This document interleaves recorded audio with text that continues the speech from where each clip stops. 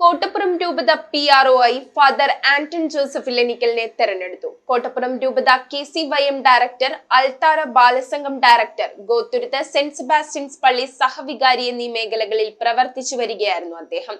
കോട്ടപ്പുറം രൂപത bishop doctor Ambrose പുത്തൻവീട്ടിലാണ് father Anton Joseph ഇലഞ്ഞിക്കലിനെ PRO-ആയി തെരഞ്ഞെടുത്തത്.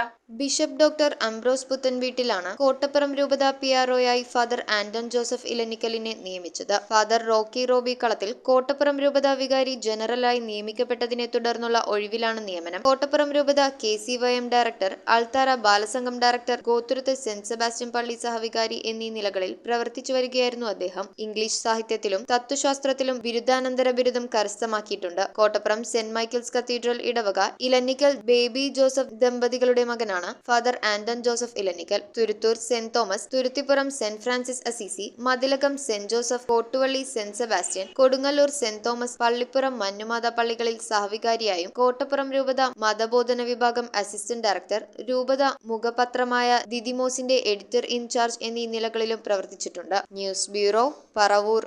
സ്വർണം മണപ്പുറം ലോക്കറിൽ വെക്കൂ. ഓൺലൈൻ ഗോൾഡ് ലോൺ ആപ്പും ഡൗൺലോഡ് ചെയ്യൂ. സ്വർണം മണപ്പുറം ലോക്കറിൽ വെക്കൂ. നിങ്ങളും അങ്ങനെ സ്മാർട്ട് ആകൂ. എവിടെയും എപ്പോഴും സ്മാർട്ട് ആകൂ. Manappuram online gold loan സ്മാർട്ടാണ്.